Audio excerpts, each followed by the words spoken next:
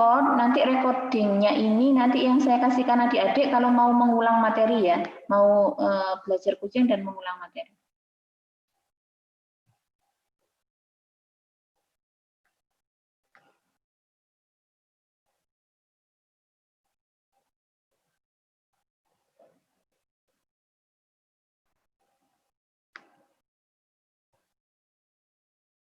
Sudah terekod ya, Dek ya? Sampun. Pagi. Assalamualaikum warahmatullahi wabarakatuh. Selamat bergabung di kelas 3.0 coaching online. Di mana di sini Anda belajar bagaimana cara mempengaruhi orang tanpa bicara, tanpa ceramah, tetapi dengan mendengar dan bertanya. Siap untuk belajar dengan Master Coach 3.0 Coach Arif. Selamat belajar.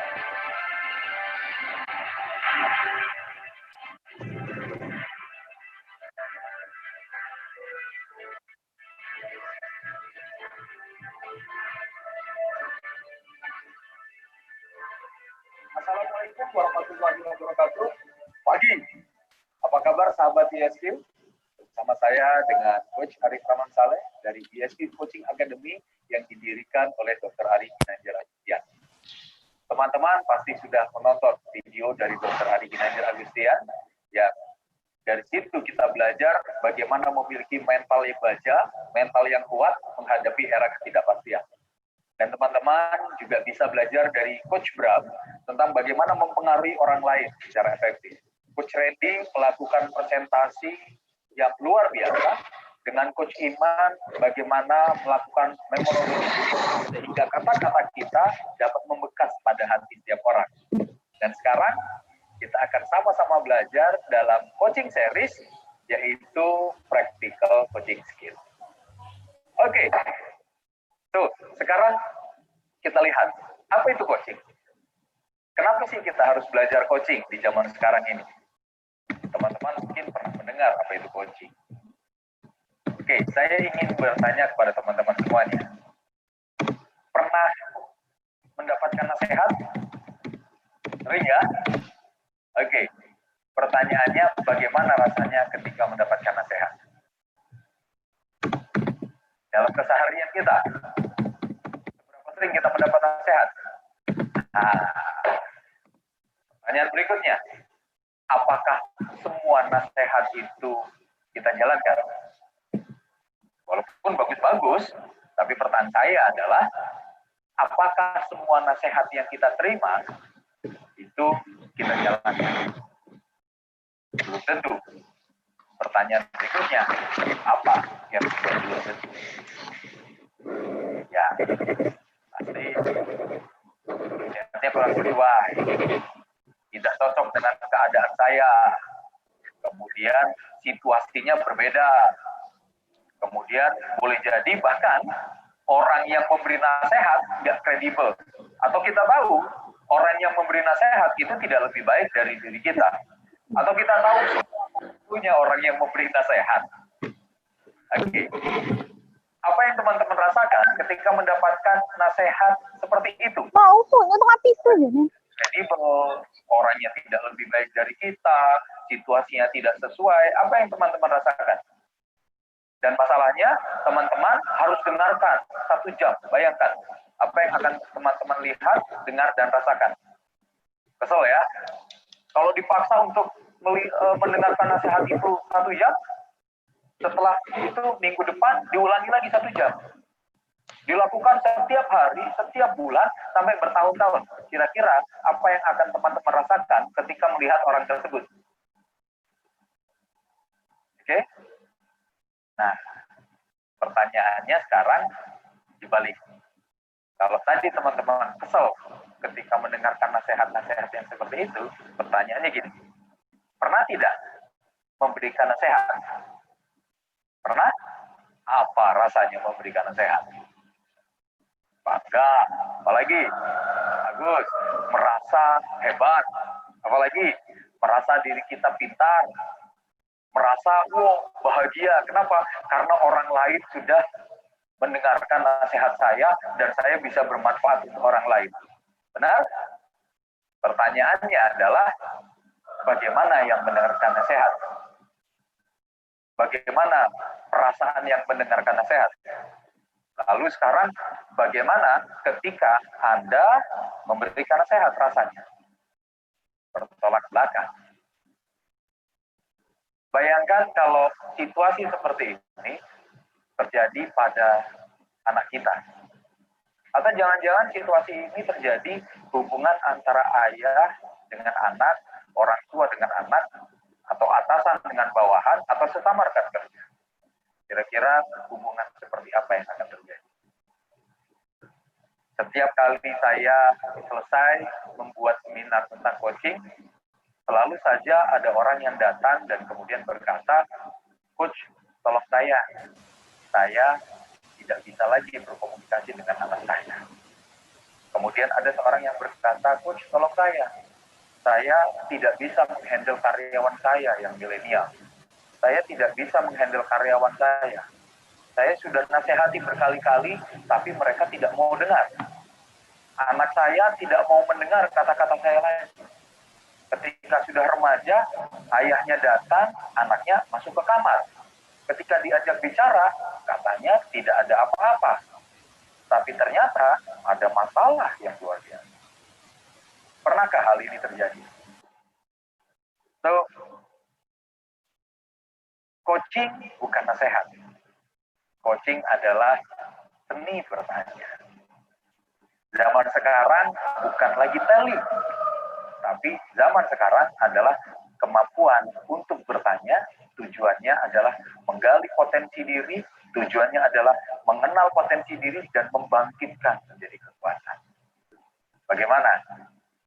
Kamu ingin belajar tentang bagaimana agar kita bisa menolong orang lain tanpa memberikan nasihat, tapi orang tersebut yang mendapatkan solusinya sendiri. Pengen tidak? Kita bisa memotivasi orang lain, tapi bukan dengan cara teli, tapi dengan cara bertanya. Bayangkan kalau Anda, saya, kita semuanya, setiap orang tua mampu memiliki skill ini. Bisa menggali potensi anak, karyawan akan terasa lebih bahagia, anak akan terasa lebih bahagia, dan kemudian sebagai orang tua, sebagai leader, Anda tidak merasa stres. Kenapa? Karena di karyawan tersebut atau anak tersebut yang bisa menemukan solusinya masing-masing. Oke, so kira-kira itulah gambaran selama practical coaching skill yang akan kita dapatkan. Yang pertama adalah bagaimana kita mendengar, menjadi pendengar yang baik, yang otomatis akan memperbaiki kualitas hubungan kita dengan orang lain. Yang kedua adalah kemampuan kita bertanya. Pertanyaan-pertanyaan seperti apa sih yang kita akan gunakan yang bisa membangkitkan cara berpikir seseorang. Yang selanjutnya, kita akan belajar bagaimana caranya membangun trust, kepercayaan ketika ngobrol itu menjadi menyenangkan dan nyaman. Kemudian setelah itu bagaimana kita menolong orang lain dengan coaching yang terstruktur, percakapan yang terstruktur, cara bertanya yang benar, kita akan membantu orang lain, menolong orang lain untuk setting goals-nya mereka, impiannya, sehingga mudah dicapai.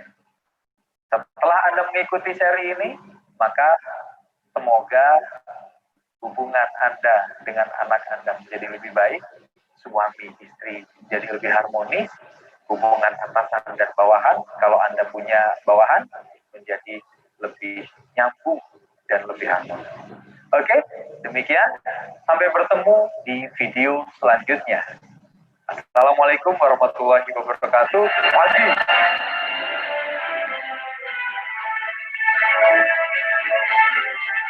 Oke, ikuti terus pas ini. Tetap semangat.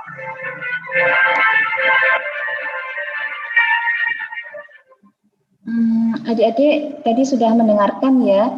Sebenarnya coaching ini manfaatnya banyak sekali ya adik-adik ya. Nanti terutama adik-adik ketika berhubungan dengan pasien itu kan juga harus punya cara teknik bertanya ya. Cara teknik bertanya supaya adik-adik bisa menggali informasi ya sebanyak-banyaknya dari pasien ya. Coaching ini juga bisa dimanfaatkan ketika adik-adik berorganisasi gitu ya. Nanti ketika adik-adik nanti ini sudah mulai masuk perkuliahan, ini kan adik-adik juga diharapkan bisa aktif dalam organisasi ya. Organisasi. Selain itu nanti adik-adik ketika lulus itu juga akan menjadi leader tentunya ya. Lulusan S1 itu tentunya jadi leader atau manajer ya, sehingga harus bisa berkomunikasi dengan karyawannya ya.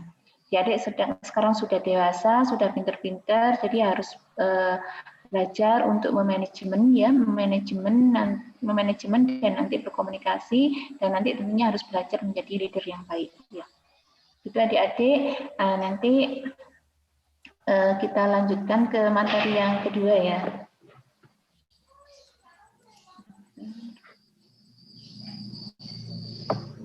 Jadi yang materi yang dapat ditangkap dari materi pertama tadi, yang akan kita pelajari apa tadi yang disampaikan Coach Randy tadi? Seni bertanya, seni pendengar yang baik, menolong orang lain, bertanya, sehat, menggali potensi sendiri, motivasi orang lain dengan bertanya dengan yang baik, menolong orang lain dengan pertanyaan yang benar.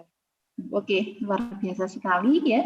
Jadi udah pinter sekali. Jadi yang pertama adalah kita belajar untuk mendengar ya, mendengar. Kemudian yang kedua bertanya, kemampuan bertanya dengan pertanyaan menggali yang potensi sendiri, motivasi orang lain. Betul, siap, pinter. Oke, kita lanjut ya. Yang kedua adalah ini ya.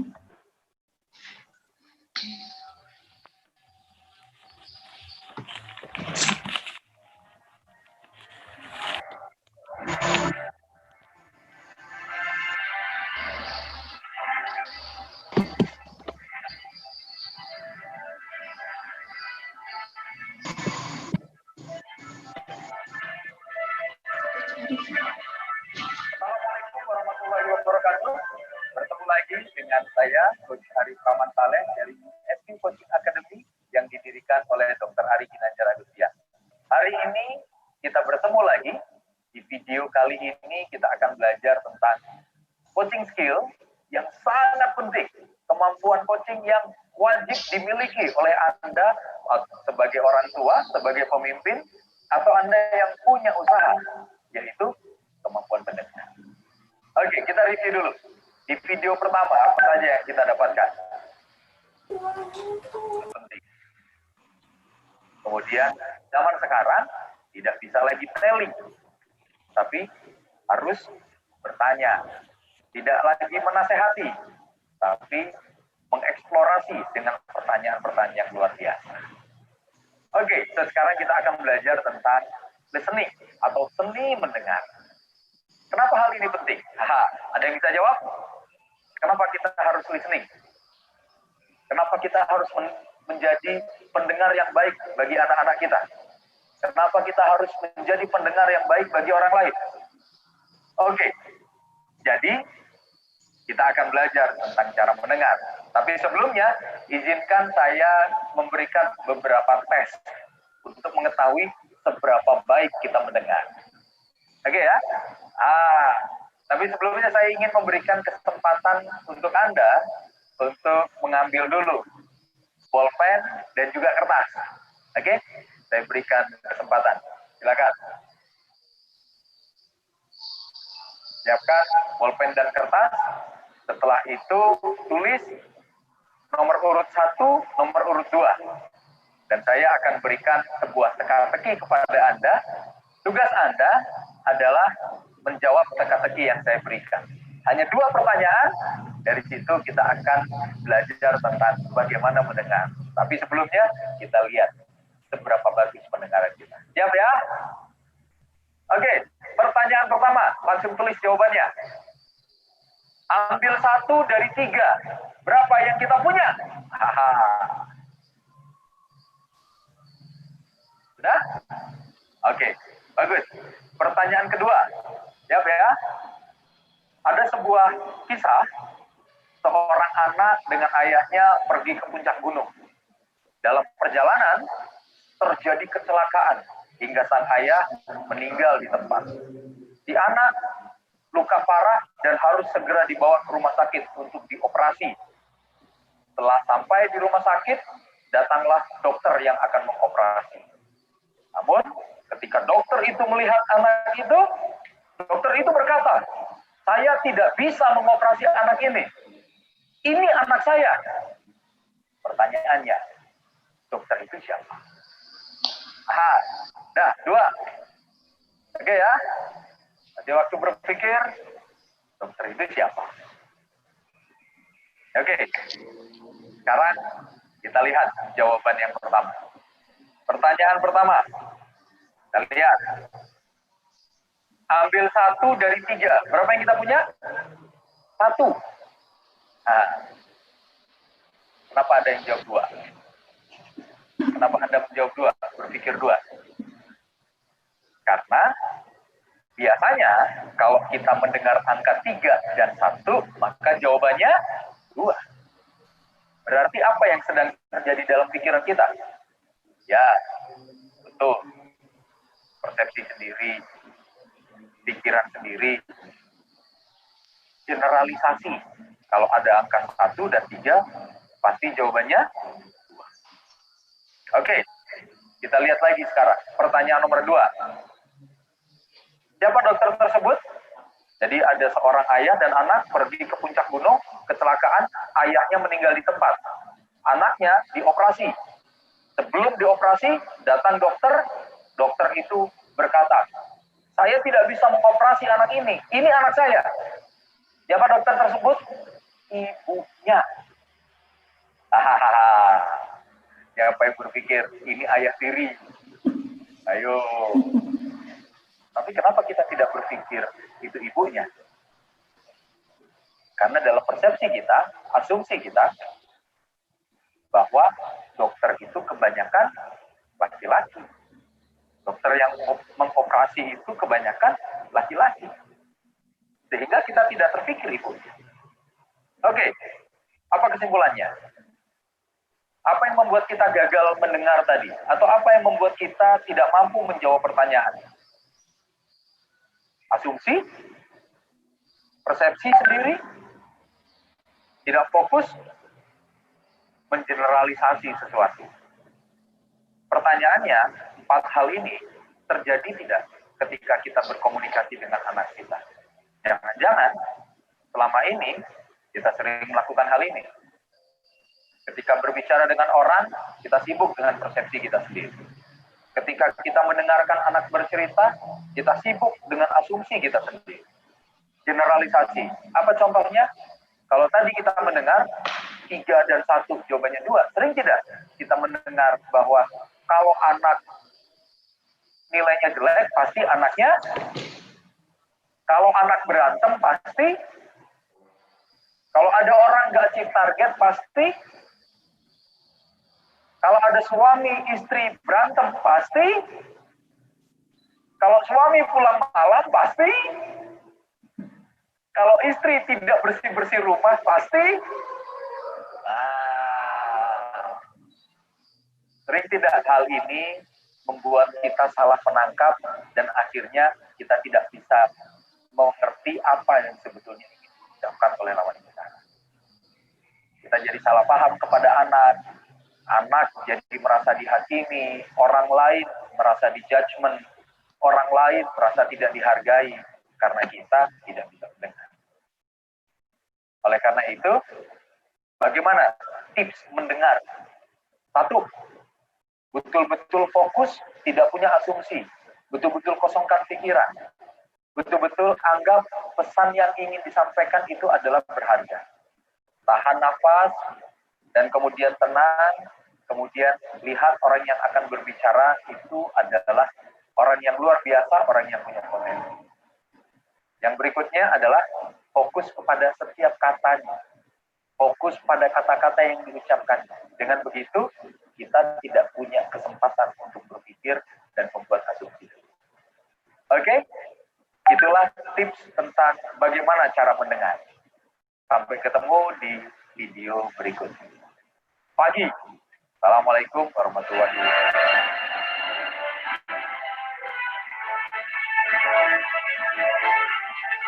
Oke, ikuti terus kelas ini. Tetap semangat.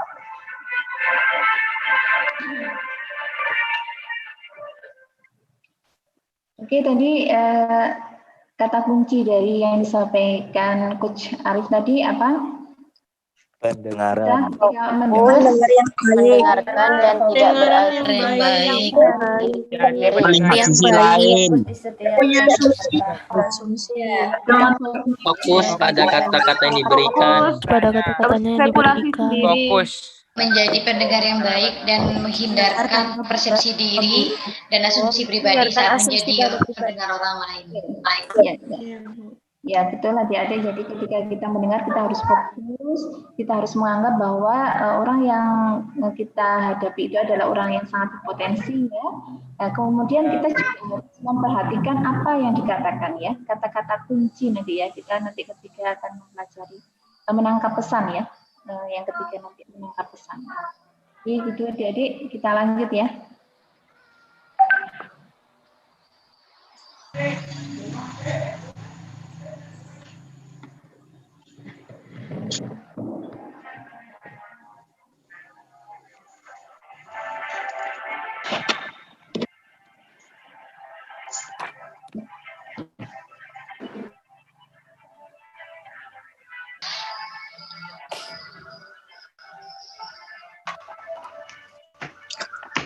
Assalamualaikum warahmatullahi wabarakatuh. Pagi. Saya Coach Arif Rahman dari ISP Coaching Academy yang dipimpin oleh Dr. Arifin. Dan hari ini kita akan lanjutkan sesi pembelajaran kita. Bagaimana cara mendengar yang efektif? Video ini adalah kelanjutan dari video sebelumnya tentang pentingnya kita. Kita review dulu. Apa saja yang kita dapatkan dari video sebelumnya? Kenapa penting untuk mendengar? Dan apa saja hal-hal yang kita gagal mendengar? Kenapa penting mendengar? Karena dengan mendengar kita bisa mendapatkan informasi yang utuh. Dengan mendengar, itulah cara kita menghargai orang lain. Dengan mendengar, itulah cara kita menghargai anak kita. Dengan mendengar, itulah cara kita mendengar orang-orang yang kita sayang. Atau cara kita menghargai orang-orang yang kita sayang. Apa saja yang membuat gagal mendengar?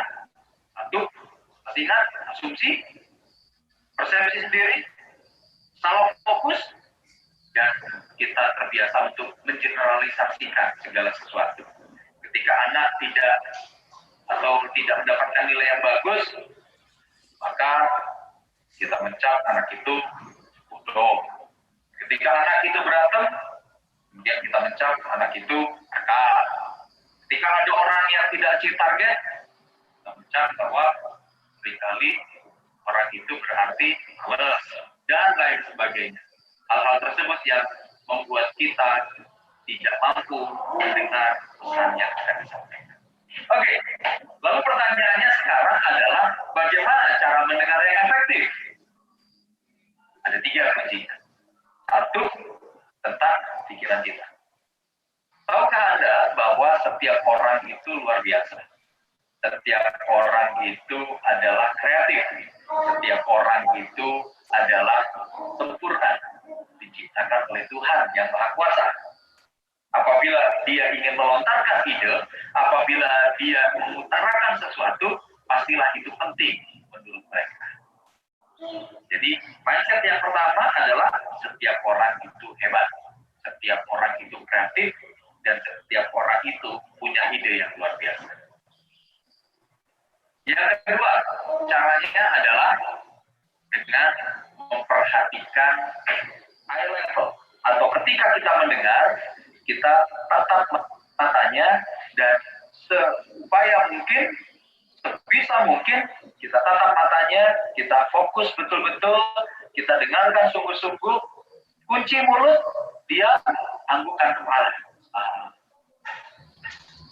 Tidak usah berbicara apapun, dengar saja, perhatikan kata demi kata. Oke?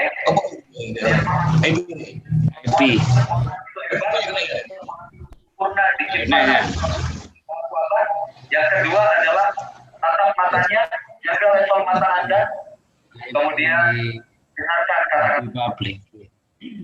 Tips yang ketiga adalah dengan mendengarkan kata kunci pada setiap kalimat. Apa itu kata kunci? Pada anak saya, kata kuncinya apa? Saya. Oke, lagi. Saya suka. Apa kata kuncinya? Ya, suka. Oke, bagus. Berikutnya, saya bangga dengan anak saya. Apa kata kuncinya? Bangga. Oke, selanjutnya adalah saya bahagia dengan hidup saya yang sekarang. Hidup saya berkecukupan. Apa kata kuncinya?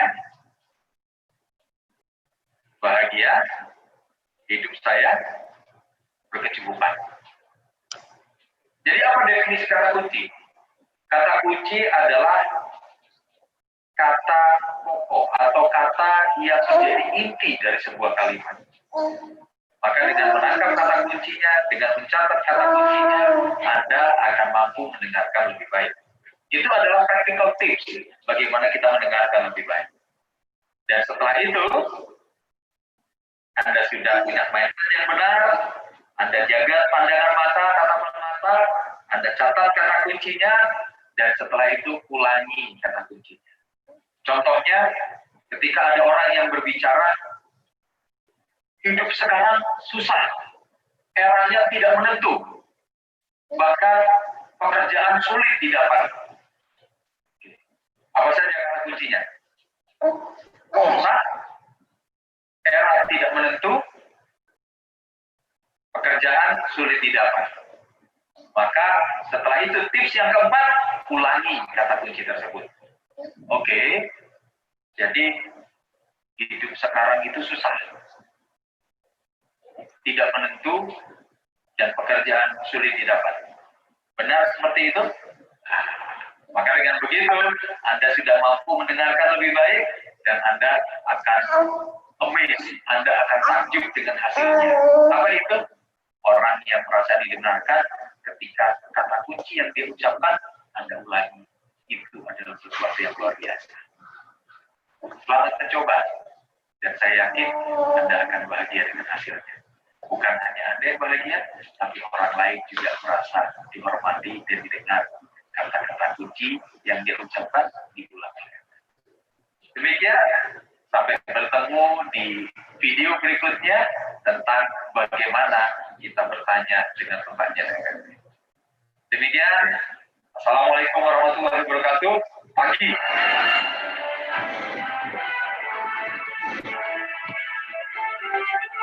Oke, ikuti terus kelas ini. Tetap semangat.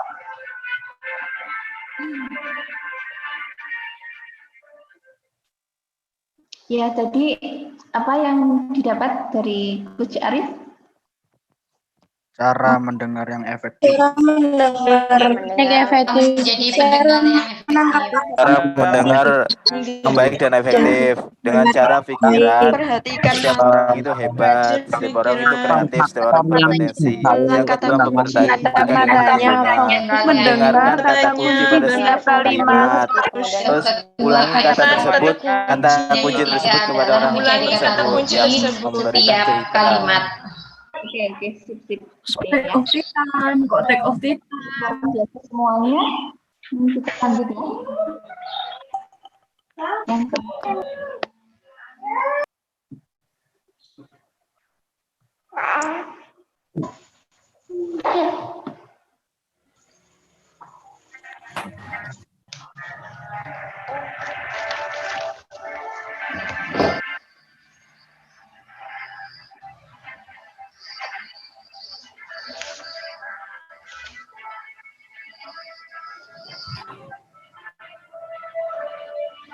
Ini sudah ya ini ya. Assalamualaikum warahmatullahi wabarakatuh. Pagi.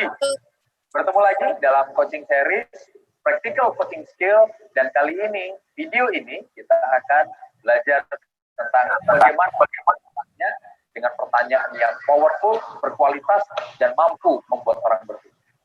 Oke, sebelumnya saya ingin bertanya kepada teman-teman semuanya, Anda para sahabat ISQ. Kenapa kita perlu menguasai teknik bertanya? Ya, karena dengan teknik bertanya, kita bisa menggali dan membangkitkan potensi seseorang. Dengan teknik bertanya, kita bisa men-trigger seseorang untuk berpikir lebih kreatif, melihat sudut pandang yang lebih luas, dan kemudian mempunyai pola pikir yang berbeda, sehingga orang lain dapat menemukan, atau kita bisa menolong orang untuk solusi dari masalahnya sendiri. Dan juga kemampuan bertanya ini dapat bermanfaat untuk diri kita pribadi.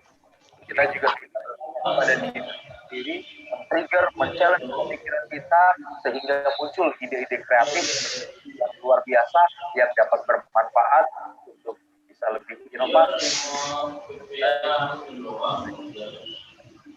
Oke, saya akan meminta Anda untuk menjawab pertanyaan ini.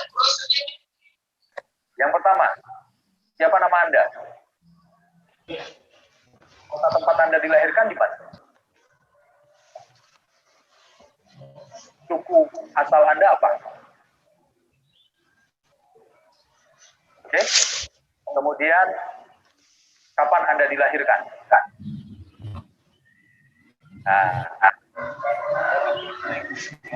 Pertanyaan ini. Kenapa? Karena itu adalah hal-hal yang biasanya Anda sudah katakan sehari-hari. Tentang nama, asal daerah, suku, tempat tanggal lahir, itu adalah data yang selama ini Anda ucapkan atau selama ini Anda gunakan dalam percakapan sehari-hari. Oke, sekarang tolong bandingkan dengan pertanyaan-pertanyaan ini. Nama, apa pengalaman masa kecil yang paling berkesan bagi Anda? Tolong jawab. Ya. Seandainya Anda diminta belakang, apa yang akan Anda lakukan berbeda dengan hidup Anda? Oke. Pertanyaan ketiga. Sudah? Oke, pertanyaan ketiga. Seandainya uang dan waktu tidak masalah, tempat liburan seperti apa yang Anda inginkan? Pertanyaan keempat, seandainya uang tidak masalah, apa yang akan Anda lakukan untuk orang yang Anda cintai dan sayang? Bagaimana menjawab pertanyaan-pertanyaan tadi? Lebih mudah, lebih susah, atau lebih mudah? Enteng jawabnya, atau perlu berpikir? Inilah kekuatan dari sebuah pertanyaan.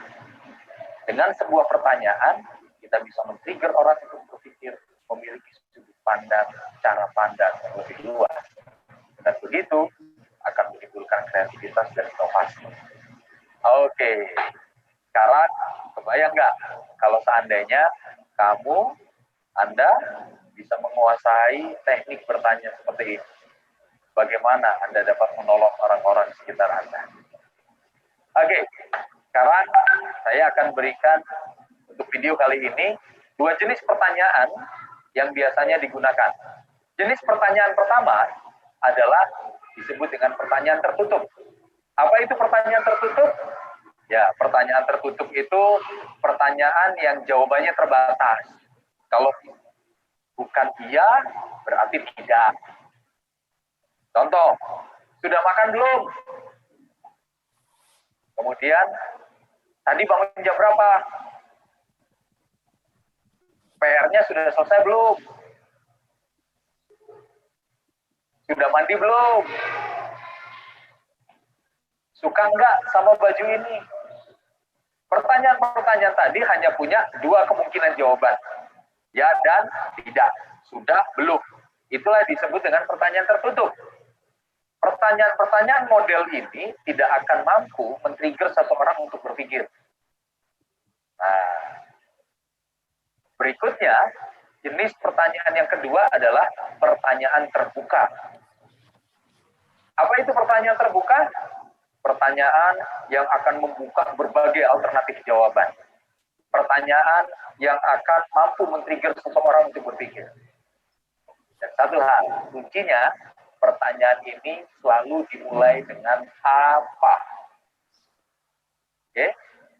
Apa? Coba sekarang buat pertanyaan dengan menggunakan apa. Sudah makan atau belum? Bisa diganti dengan pertanyaan terbuka seperti apa. Sudah makan atau belum? Oke? Ya. Makan apa hari ini? Bagus. PR sudah selesai belum? Ganti dengan pertanyaan apa? Ciptakan pertanyaan terbuka. PR-nya sudah sampai mana? Bagus. Di sekolah suka enggak? Ganti dengan pertanyaan apa? Apa yang buat kamu senang tadi di sekolah? Oke. Kemudian, sekarang ganti pertanyaan dengan apa? Tugas sudah selesai belum? Ganti dengan tugasnya sudah sampai mana? Apa progresnya? Itu secara simpel. Bagaimana kita bertanya dengan efektif dan mampu menggugah orang untuk berpikir lebih kreatif. Di zaman saat ini, Anda perlu kreativitas dan inovasi untuk bisa bertahan. Oke, demikian. Sampai ketemu lagi di video berikutnya. Pagi.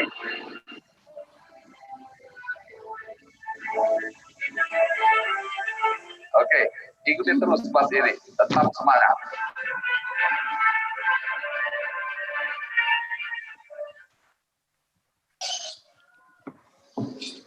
Gimana adik-adik, sudah punya bayangan? Punya.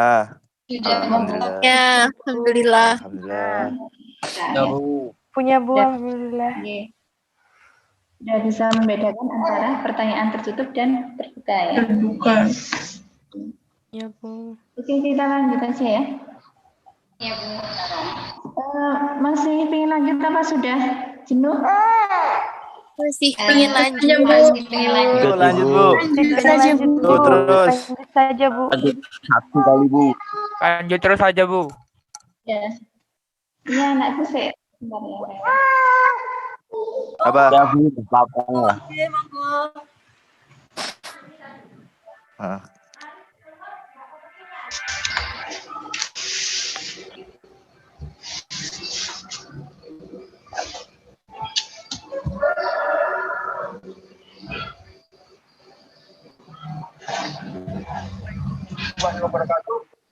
Pagi. Apa kabar para sahabat hebat? Saya Arif Rahman Saleh, Coaching Academy yang didirikan oleh Dr. Ari Ginanjar Agustian. Hari ini kita sedang belajar rangkaian dari coaching series Practical Coaching Skill. Dan sekarang kita masuk pada topik bagaimana caranya agar kita bisa ngobrolnya itu lebih nyaman, membangun trust, membangun rasa percaya, dan menciptakan rasa nyaman bicara dengan orang lain. Kita masuk topik sekarang membangun kepercayaan atau trust. Oke, sekarang kenapa building trust itu penting? Kenapa kita harus membangun trust? Kita harus membangun rasa percaya kepada orang-orang yang kita kasihi, kepada orang yang kita ingin ajak bicara. Ada yang bisa jawab?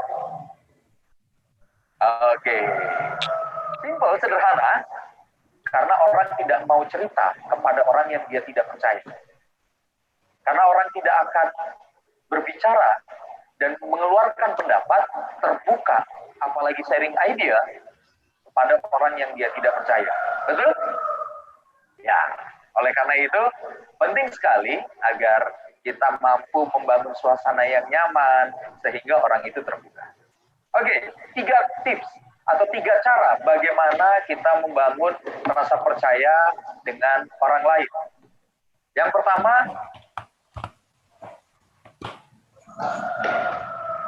saya menyebutnya 3R. R yang pertama, relax bro. Apa itu relax? Ya, Anda harus santai. Waktu Anda harus mendengarkan orang. Cara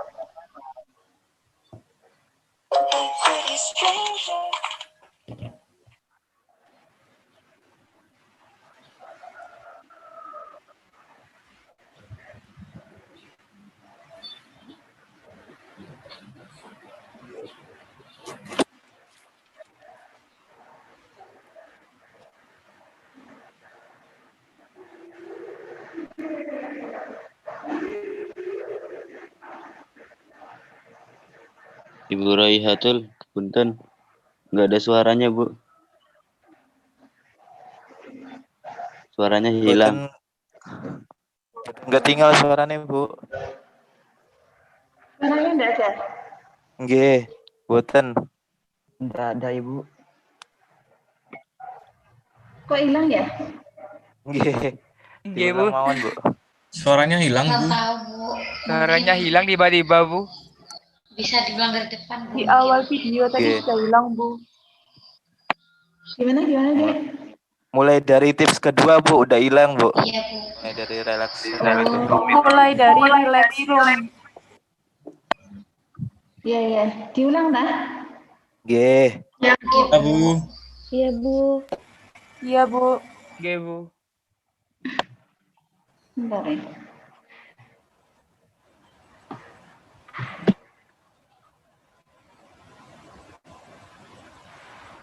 Ini ya hilang ya. Iya, Bu.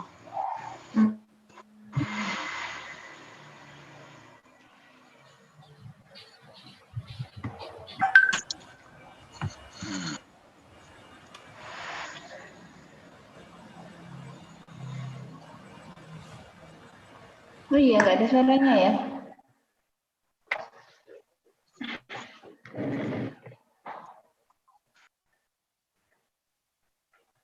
Direk. Ketinggal suara.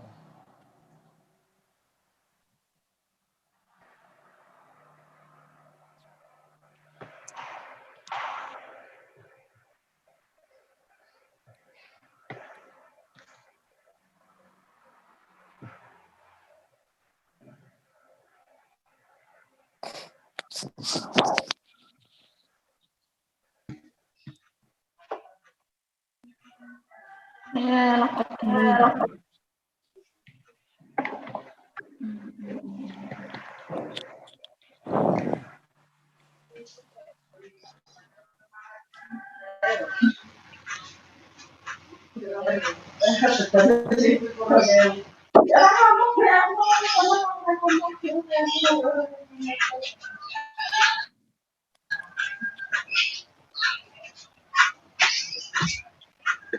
Paketan sing kayak gini.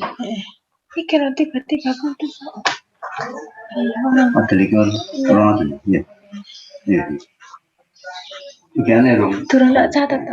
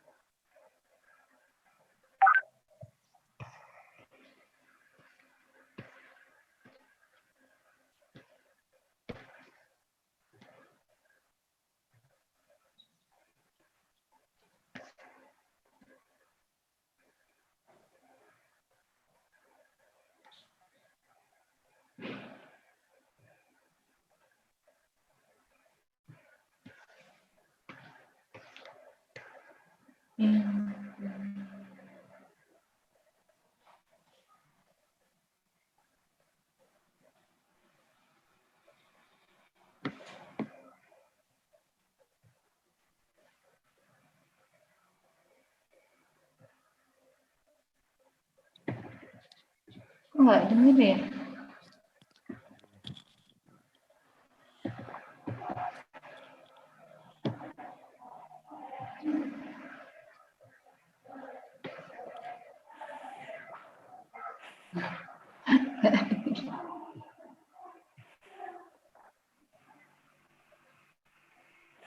Masih belum dengar ya, Dik ya?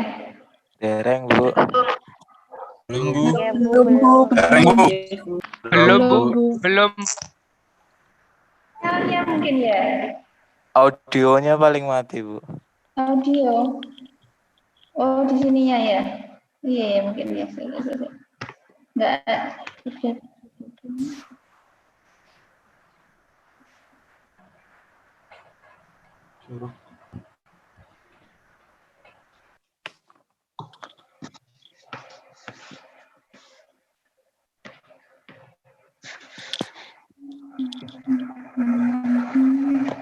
Audionya di mana? Kan ya.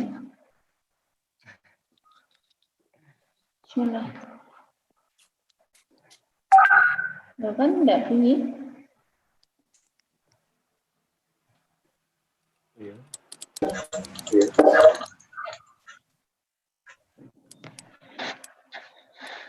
Saya log out sih ya.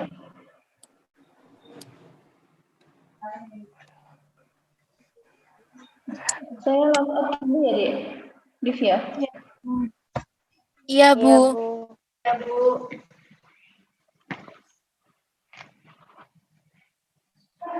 Hari ini masih.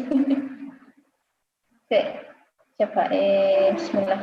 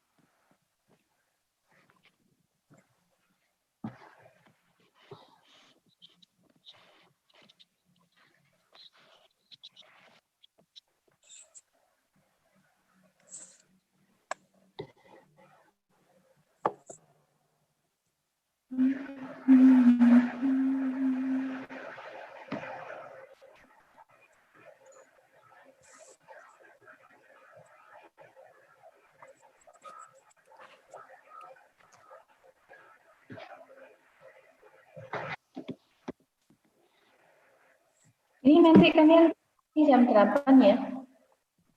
Iya, Bu. Bu.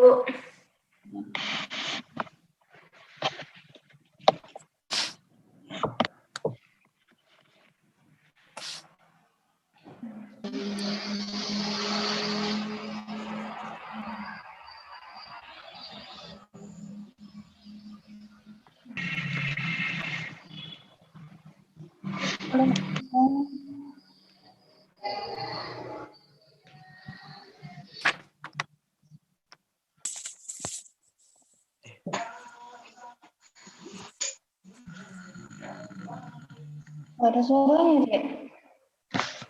Dereng, Bu. Dereng, Bu. Ini Masih dong. makan.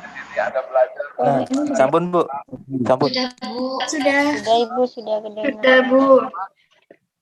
Dan bertanya. Siap belajar dengan Mas 3.0 Coach Ari. Selamat belajar.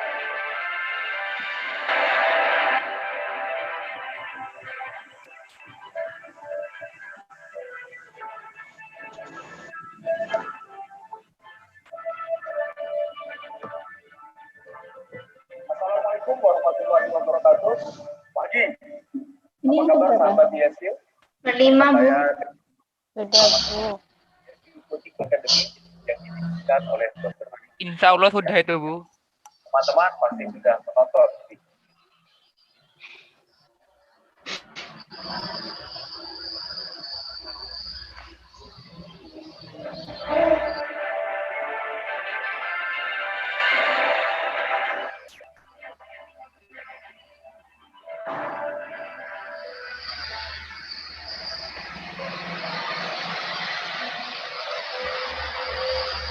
Assalamualaikum warahmatullahi wabarakatuh. Pagi. Apa kabar para sahabat hebat? Saya Arif Rahman Saleh dari ISI Coaching Academy yang didirikan oleh Dr. Ari Ginanjar Agustian. Hari ini kita sedang belajar rangkaian dari coaching series Practical Coaching Skill. Dan sekarang kita masuk kepada topik bagaimana caranya agar kita bisa ngobrolnya itu lebih nyaman, membangun trust, membangun rasa percaya, menciptakan rasa nyaman ketika kita berbicara dengan orang lain. Oke, kita masuk topik sekarang, membangun kepercayaan atau building trust. Oke, sekarang kenapa building trust itu penting? Kenapa kita harus membangun trust? Kita harus membangun rasa percaya kepada orang-orang yang kita kasihi, kepada orang yang kita ingin ajak bicara. Ada yang bisa jawab? Oke. Simple, sederhana. Karena orang tidak mau cerita kepada orang yang dia tidak percaya. Karena orang tidak akan berbicara dan mengeluarkan pendapat terbuka, apalagi sharing idea pada orang yang dia tidak percaya. Betul? Ya, oleh karena itu penting sekali agar kita mampu membangun suasana yang nyaman sehingga orang itu terbuka. Oke, 3 tips atau 3 cara bagaimana kita membangun rasa percaya dengan orang lain. Yang pertama, saya menyebutnya 3R. R yang pertama, relax bro. Apa itu relax? Ya, Anda harus santai. Waktu Anda harus cukup untuk mendengarkan orang lain. Terutama kalau Anda ingin berbicara dengan anak, ingin diskusi dengan anak, ingin diskusi dengan teman Anda, ingin diskusi dengan bawahan Anda, anggota tim Anda. Yang pertama, Anda harus relax dalam arti Anda harus punya waktu yang cukup. Jangan waktu yang diburu-buru, jangan waktu yang pendek, kemudian mumpung sebelum saya pergi sambil nunggu taksi datang, kita ngobrol sebentar. Hal itu akan membuat percakapannya tidak nyaman dan orang merasa tidak dihargai. Oke? Yang pertama apa? Relax. Anda harus percaya bahwa diri Anda relax, punya waktu yang cukup untuk berbicara dan diskusi dengan orang lain. R yang kedua, apa itu? Relate. Apa itu relate? Membangun hubungan. Cara yang sederhana untuk membangun trust dengan orang lain adalah matching mirroring. Apa itu matching mirroring? Kalau dia itu sedang suka bola, ya Anda harus baca-baca sedikit tentang bola. Kalau dia itu sukanya tentang mancing, ya Anda harus baca-baca sedikit lah tentang mancing. Kalau dia sukanya itu tentang motor, Anda harus tahu sedikit tentang mesin motor. Ya, kemudian tanya, simpel saja. Gimana motor hari ini? Ngapain aja? Motornya sudah diapain aja? Siapa yang menang bola malam tadi? Coba tolong beritahu kepada saya. Tips mancing yang benar itu kayak gimana ya? Wah, dengan begitu, maka orang akan merasa bangga, orang merasa bahagia ketika ditanya. Maka sebetulnya, kalau kita kembali dan kita kaitkan dengan topik sebelumnya tentang pertanyaan, membangun building trust itu bisa dengan pertanyaan. Contohnya gini, kalau kita ingin membangun suasana positif, ya maka tanya dengan hal yang positif. Contohnya apa? Coba tolong ceritakan, kok bisa sih kamu itu sukses seperti saat ini? Bayangkan kalau Anda ditanya seperti itu. Yang kedua, tentang prestasi. Tolong ceritakan, gimana caranya kamu itu bisa membangun perusahaan seperti saat ini? Kedua, tanya tentang hobi. Tolong ceritakan, kenapa nggak semua orang itu punya hobi mancing? Apa yang membuat kamu itu suka dengan hobi mancing? Oke? Tanya pertanyaan yang positif. Oke, tips berikutnya, kalau kita bisa bertanya untuk menciptakan suasana yang positif, sebetulnya kita juga bisa dengan bertanya menciptakan suasana yang negatif. Contoh, ibumu kemarin yang sakit gimana? Ketika dia bercerita seperti itu, maka emosi negatifnya keluar semua, seandainya ibunya sakit ya. Atau kemudian, gimana masalahmu sekarang? Maka otomatis emosinya menjadi ketika kemudian kita bicara, tolong ceritakan apa saja sih hal-hal yang membuat kamu nggak percaya diri, maka emosinya menjadi beda. Sekali lagi, ketika Anda ingin menciptakan hubungan yang positif, ketika Anda ingin menciptakan hubungan yang nyaman, pastikan orang yang Anda bicara, yang Anda ajak bicara juga memiliki energi positif dengan pertanyaan-pertanyaan positif seperti tadi yang telah dijelaskan. Oke. R yang ketiga. Jadi R yang pertama apa? Relax. Anda harus punya cukup waktu. Dengan itu, cara Anda menghargai orang lain. Dengan menyiapkan waktu yang cukup, itu cara Anda mendengarkan dan cara Anda menghargai orang lain. R yang kedua adalah relate. Lihat hobinya, lihat apa yang dia suka, prestasinya, hot button-nya, atau sesuatu yang membuat dia excited, membuat dia itu bersemangat ketika bercerita, tanyakan hal itu. Hati-hati, jangan bertanya tentang hal yang negatif, maka emosinya akan turun. Yang ketiga adalah reframe. Apa itu reframe? Memindahkan fokus. Memindahkan fokus. Selama ini banyak orang fokus kepada hal-hal yang negatif. Contoh, anak saya selalu mencoret dinding di rumah. Saya sebel. Oke, itu hal yang negatif. Tapi kalau dilihat dari sisi yang positifnya, bukankah itu bagus? Berarti dia punya anak. Di luar sana, banyak orang yang menunggu anak, tapi nggak dapat-dapat. Mau nggak? Rumahnya rapi, bersih, tapi nggak ada anak. Nah, reframe. Contoh lagi, saya kalau ketemu dia itu, selalu dikasih tugas yang susah-susah oleh atasan saya. Maka kita bisa pindahkan fokusnya. Oh ya, apa yang membuat kamu berbeda sehingga tugas itu hanya diserahkan kepada kamu dan bukan orang lain? Waduh, sekarang sibuk corona, semuanya harus stay di rumah, pekerjaan jadi tidak menentu. Oh ya, berarti ada waktu yang banyak dong untuk mengurus keluarga, untuk berbicara dengan anak-anak, dan juga berpikir tentang potensi apa yang dulu kita ingin lakukan, tapi selalu kita bilang sibuk, dan sekarang ada waktu untuk melakukan. Maka dengan seperti itu, fokusnya pindah. Dengan begitu, Anda akan bisa membangun hubungan yang nyaman ketika berbicara, berkomunikasi dengan orang lain. Ingat, 3R. Apa itu? Relax, relate, hubungkan, reframe, pindahkan fokus. Demikian, sampai ketemu di video berikutnya. Assalamualaikum warahmatullahi wabarakatuh. Pagi.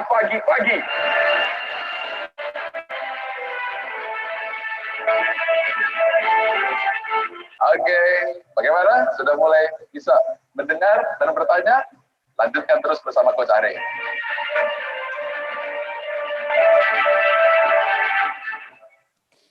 Lanjut ya, masih ada waktu deh ya.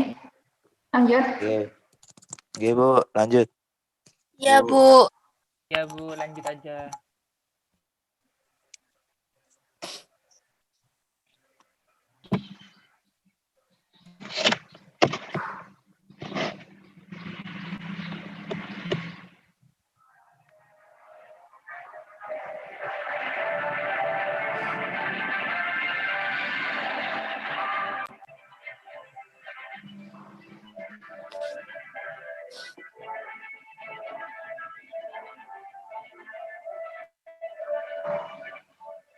Assalamualaikum warahmatullahi wabarakatuh. Pagi. Saya Coach Arif Rahman Saleh dari ISQ Coaching Academy yang didirikan Dr. Ari Ginanjar Adistian. Dan sekarang Anda berada di kelas coaching series Practical Coaching Skill. Hari ini topiknya, judulnya adalah bagaimana kita mempunyai goals yang efektif. Oke, kenapa goals itu penting? Kenapa impian itu penting? Kenapa tujuan itu penting? Ada yang bisa bantu jawab? Bagaimana menurut Anda? Kenapa setiap orang harus punya tujuan? Kenapa setiap orang harus punya impian? Oke, saya ingin berikan sebuah analogi. Anda tahu pelari maraton, Bagaimana latihannya? Kira-kira berapa banyak latihan yang harus dia lakukan? Berapa banyak waktu bersama keluarga yang dia harus korbankan? Berapa banyak kesenangan, mungkin jalan bersama teman yang dia harus korbankan? Pertanyaannya, kenapa dia mau melakukan itu semuanya? Ya, karena ingin menang dan jadi juara.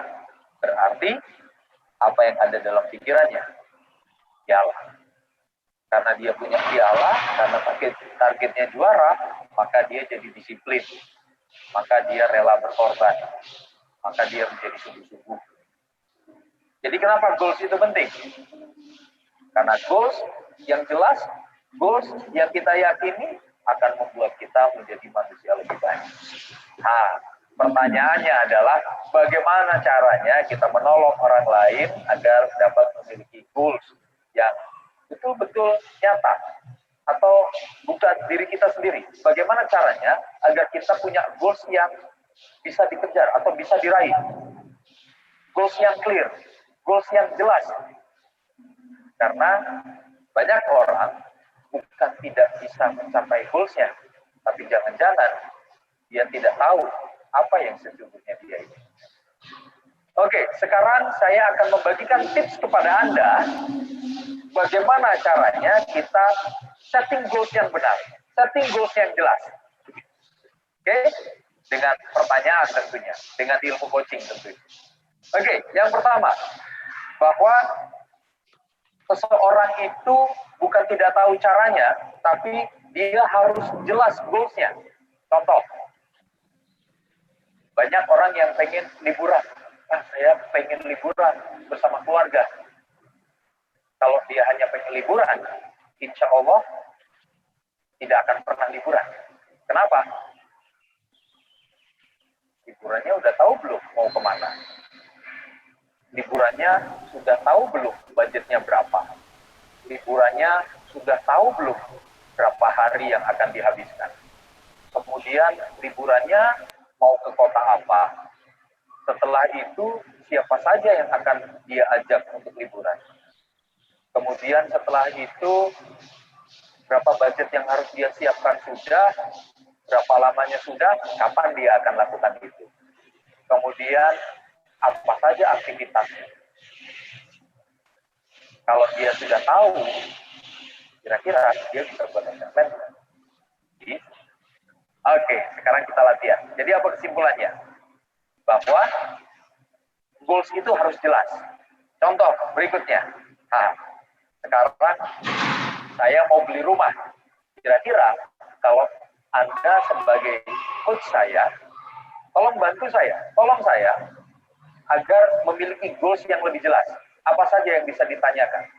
Goals saya adalah beli rumah. Maka apa yang harus Anda tanyakan? Agar saya punya cara berpikir lebih luas, cara pandang yang lebih lebar. Ya, rumahnya mau di mana? Oke, apa lagi? Budgetnya berapa? Oke, bagus. Apa lagi? Nah, mau dicicil atau bayar cash? Kalau dicicil, mau berapa lama cicilannya? Besar cicilannya berapa? Kemudian rumahnya mau berapa kamar? Mau berapa tingkat? Luasnya berapa? Kemudian kamarnya ada berapa? Kamar mandinya ada berapa? Temboknya seperti apa? Warnanya apa? Kemudian halaman depan seberapa luas? Mau diisi apa saja? Setelah itu, siapa saja yang akan tinggal di rumah tersebut? Kemudian, kapan targetnya punya rumah itu? Siapa saja yang terlibat untuk mewujudkan rumah itu? Kalau sudah bisa menjawab hal-hal tersebut, bisa tidak saya buat action plan untuk beli rumah? Oke, kita latihan lagi. Saya mau beli handphone. Coba sekarang. Apa saja pertanyaan yang bisa Anda ajukan kepada saya agar saya bisa buat action plan atau langkah-langkah bagaimana caranya saya beli handphone. Apa saja? Bagus. Handphonenya merek apa? Fungsinya apa saja? Untuk siapa? Harganya berapa? Budgetnya berapa? Cash atau kredit? Kalau dicicil mau berapa lama? Warnanya apa? Speknya apa? Kameranya berapa besar? Memorinya mau berapa besar? Oke, sudah? Apalagi? Cukup ya? Seberapa besar handphonenya, yang kecil atau yang besar? Kira-kira kalau sudah bisa menjawab pertanyaan-pertanyaan tersebut, bisa nggak saya buat langkah-langkah untuk membeli handphone? Bisa. Apa kesimpulannya? Bukan tidak tahu caranya, tapi jangan-jangan tidak mengerti apa yang sesungguhnya dibutuhkan. Tujuan sangat penting. Kenapa? Karena dengan begitu kita bisa membuat menyusun apa saja sumber daya yang harus kita siapkan. Demikian, selamat mencoba. Anda boleh lakukan ini kepada anak Anda, bertanya tentang impiannya. Kalau pengen jadi dokter, tanyakan apa saja yang terkait dengan dokter. Anda bisa juga lakukan ini kepada istri Anda, suami Anda, atau orang-orang terdekat Anda, dan Anda bisa menolong orang untuk meraih impiannya. Sekaligus, hal ini juga bisa Anda lakukan untuk diri Anda sendiri, meraih dan memperjelas apa yang sesungguhnya kita inginkan. Sampai ketemu di video berikutnya. Assalamualaikum warahmatullahi wabarakatuh. Pagi.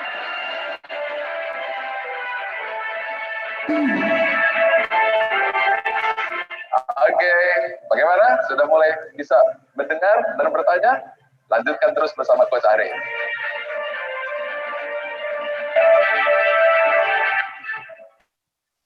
Jadi adik-adik itu tadi ya, kita menentukan goals-nya. Adik-adik jangan lupa kalau misalnya punya cita-cita, punya goals itu ditulis ya adik ya, selengkap mungkin ya, selengkap mungkin. Dan suatu saat itu pasti bisa tercapai ya. Jadi diary itu deh, keinginannya dikombin dengan PDCA. Action ya. Ini udah gimana dek? Kurang dek, kurang 4. Mau lanjut? Gimana? Atau sudah capek? Sudah capek ya? Kurang 10 menit ya Bu. 10 menit. Kurang 10 menit. Satu lagi ya. Ya lanjut. Satu lagi ya. Ya Bu, nambah lagi Bu. Ibu, mohon bertanya, Bu. Kira-kira pas Bu kalau satu. Yang jawab pas. Ada yang mau tanya? Pertemuan ke-7 ya, Ibu. Ini. Absensinya lah Bu, gimana? Oh iya. Ke-7 deh. Oh iya, makasih, Bu. Iya.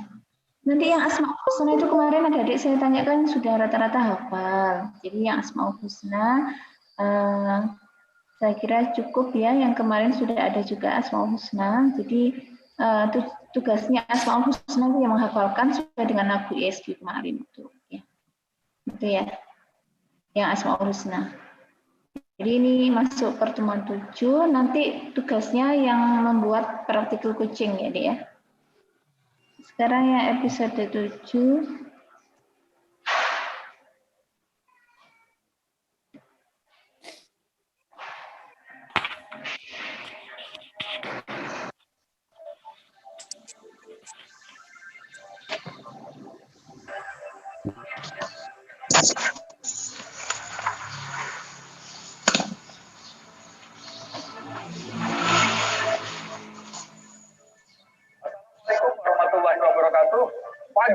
Pagi. Apa kabar sahabat ESG Digi World? Semoga Anda selalu sehat, sejahtera, banyak uang, dan bisa menolong orang banyak. Oke, bersama saya dengan Coach Arif Rahman Saleh dari ESG Coaching Academy yang didirikan oleh Dr. Ali Ginanjar Agustia. Dari video sebelumnya, kita sudah belajar bagaimana caranya kita memperjelas goals, atau bagaimana caranya memvisualisasikan goals dengan pertanyaan-pertanyaan, sehingga orang yang memiliki goals bisa memiliki cara pandang yang lebih luas. Nah, sekarang mari kita lihat prakteknya berikut ini. Selamat menyaksikan, dan kemudian apa saja yang Anda dapatkan. Oke, kita mau membahas topik apa sekarang?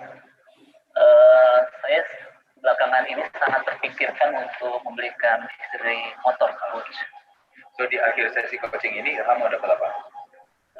Saya membayangkan motor istri itu bisa, artinya bisa menunaikan itu. Berarti langkah-langkah untuk gimana caranya bisa beli motor. Betul. Tuh, motor yang seperti apa sih yang diinginkan?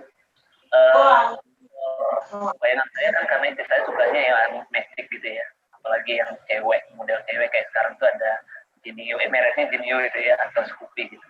Oke. So, motor itu kurang lebih yang berapa cc? 150 cc. Ya.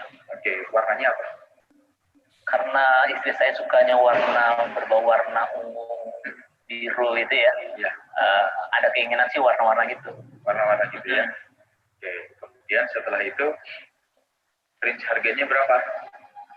Kalau beli tunai itu sekitar 18 sampai 20. Kalau untuk cicilan ya, itu range-nya dari yang tergantung dia sih sebenarnya. Tapi rata-rata sih yang sekitar 700-800 per bulannya. Oke, itu info cicilan ya. Cicilan berapa lama itu? 36 bulan. Oke. Kemudian untuk apa sih motor itu? Karena memang saya jarang di rumah juga, dan motor itu akhirnya saya bawa motor yang saya punya. Sementara istri kan di rumah ada anak-anak yang terkadang untuk beli makan, kemudian belanja ke pasar, kemudian apalagi anak saya kan sebentar lagi mau TK untuk antar sekolah. Jadi kebutuhan sehari-hari sih untuk istri di rumah. Oke. So, Upi atau Genio gitu ya, 150 cc, kemudian dipakai untuk istri, untuk belanja dan antar anak-anak sekolah. Selain itu, apalagi kegunaannya motor tersebut untuk istri? Poinnya sih lebih kepada memang tadi untuk belanja, kemudian mengantarkan anak sekolah nanti. Jadi poinnya sih tadi lebih ke situ. Karena lumayan jauh kan dari rumah ke pasar, kemudian ke warung juga lumayan jauh. Jadi kasihan juga gitu kalau lihat istri harus, apalagi nunggu saya dulu baru belanja. Saya berangkat sekarang, saya 3 hari, 2 hari di luar, stok sayuran di kulkas. Gitu. Tapi kalau ada motor kan bisa setiap hari. Gitu. So, rencana belinya di mana? Di Jakarta. Di Jakarta ya. Oke, so seandainya motor tersebut sudah ada, berhasil Ilham belikan untuk istri, apa yang Ilham akan lihat, dengar, dan rasakan? Nah, tentunya sangat bahagia ya, karena melihat istri, kemudian anak saya juga, kan anak saya suka banget tuh kalau dibonceng gitu, artinya dibawa jalan-jalan. Saya bayangkan setiap pagi istri saya dengan belanja bawa anak-anak, itu kebayang happy-nya, sangat bahagia. Dan kemudian saya juga pernah ketika saya tinggal 2-3 hari, saya merasa, oh istri saya ada kendaraan untuk belanja, kemudian nanti kalau anak saya sekolah, ya anak saya bisa diantar setiap pagi. Oke, kemudian apa yang dikatakan oleh istri atau anak-anak ketika motor itu ada? Kalau istri sih pastinya saya akan mendengarkan terima kasih ya, seperti itu ya. Kalau anak-anak saya pastinya sangat happy ke saya dengan biasanya kan kalau diajak jalan-jalan panggilan saya babah tuh. Babah jalan-jalan gitu terus seperti itu. Motor ibu gitu biasanya. Kalau biasanya motor babah gitu. Nanti kalau ada motor itu saya bayangkan anak saya babah jalan-jalan pakai motor ibu. Begitu. Oke. So, kapan rencananya Ilham beli motor tersebut? Targetnya sih tahun ini. Tahun ini itu kapan? Perkiraan saya di akhir tahun sih. Akhir tahun, November, Desember, Oktober. Kalau ini bulan Maret, target saya kalau memungkinkan sekitar bulan Oktober. Awal akhir? Oktober, perkiraan ini tanggal Maret, karena umumnya corona juga nih ikut ya. Ya kemungkinan di akhir Oktober lah, perkiraan saya setelah ada beberapa yang harus selesaikan dulu, kemungkinan Oktober yang agak santai. Oktober ya, jadi akhir Oktober 2020 ya. Betul. Oke, kemudian di mana mau belinya? Di Jakarta. Kebetulan ada teman saya yang kenalan dengan showroom. Saya nanya juga sih bagiannya. Kemudian siapa saja yang akan terlibat untuk pembelian mobil? Pastinya istri saya koordinasi diskusi dengan istri, pengennya seperti apa, warnanya apa, karena saya lihat kemarin di brosur juga warnanya banyak juga sekarang variasinya, termasuk warna ungu yang disukai oleh istri. Kemudian teman saya tentunya yang kenalan showroom, karena kan saya nggak terlalu kenal di Jakarta, di teman saya itu yang Oke, apa yang Anda lihat, Anda dengar, dan Anda rasakan? Mudah bukan? Tinggal Anda sekarang yang harus praktek kepada orang-orang terdekat Anda. Lakukan hal ini kepada anak Anda, kepada istri, suami, diskusi bersama-sama dengan rekan kerja Anda, dengan anggota tim Anda. Insya Allah, dengan cara ini Anda bisa menolong orang mendapatkan kejelasan tentang impian mereka. Pagi. Assalamualaikum warahmatullahi wabarakatuh.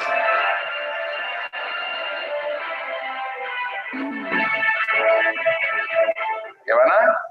Anda sudah dapatkan ilmu yang luar biasa? Ilmu ini memang sudah saya praktekkan. Dan kemudian Anda ikuti apa yang diajarkan. Ilmu yang luar biasa. Insya Allah Anda hebat.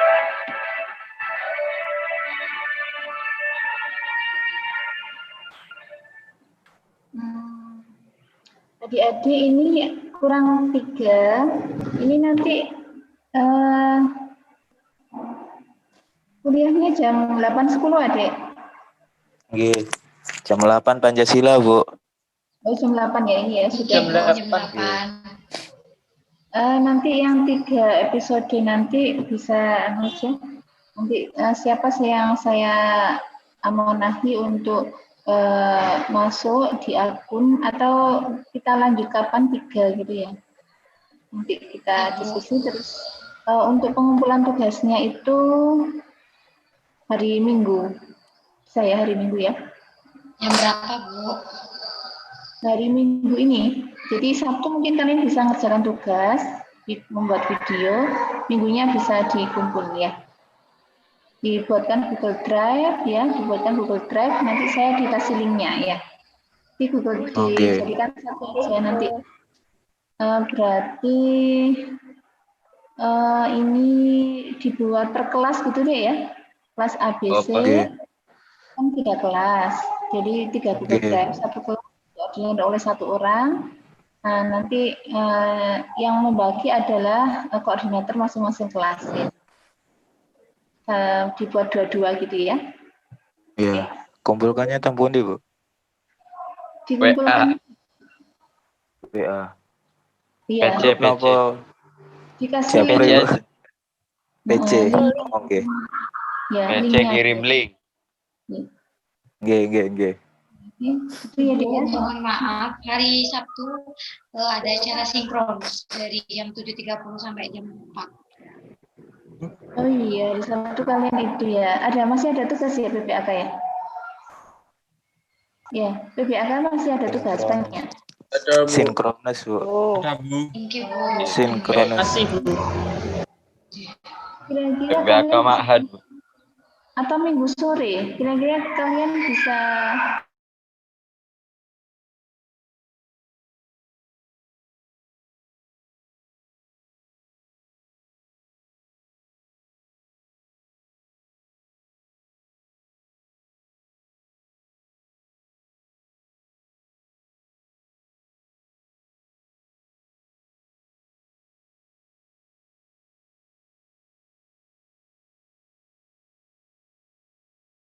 ya boleh ketemu. Kalau misalnya jauh ya bisa kalian terserah mau pakai video call atau pakai Zoom, terserah lah, kreativitas kalian. Oke. Ya, Bu. Untuk minimal videonya berapa? Minimal apa ya? Minimal Durasi. durasi. Durasi. Durasi durasinya berapa ya? Itu terserah. Tergantung ya Bu. Tergantung komunikasinya. Ya betul. Jadi terserah mau komunikasi tentang apa, tentang cita-cita atau tentang keinginan dalam waktu dekat atau bagaimana ya, terserah. Oh iya Ibu. Oke. Itu ya Dek ya, sudah jam 8 lebih. Iya Mungkin Ibu. Oke. mau gabung Pak siapa itu? Pak Imam Sukadi, Bu. Pak Imam Ibu. Iya, Pak Imam Sukadi. Ini dulu ya, saya post recording. Iya Ibu. Oke. Terima kasih adik-adik. Makasih Bu. Kembali kasih Bu. Terima kasih Bu. Terima kasih Bu. Terima kasih Bu. Sami-sami. Terima kasih.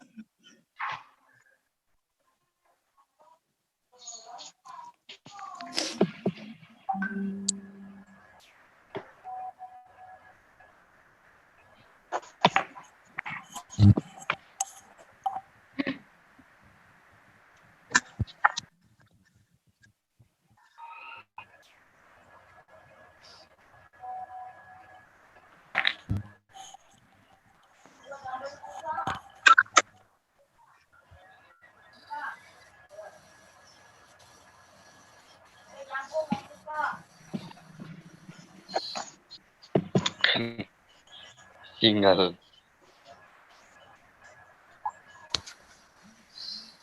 Yang mau ke kamar mandi, saya persilahkan dulu sebelum saya mulai. Nanti tidak boleh ada izin-izin. Oke, Pak. Saya kasih waktu 5 menit. Izin kamar mandi, Pak. Kamar mandi Pak. Izin ke kamar mandi, Pak. Izin Pak ke kamar mandi. Iya, sebenarnya sih. Ya, izin Pak, kamar mandi. Izin ke kamar mandi, Pak. Izin ke kamar mandi, Pak.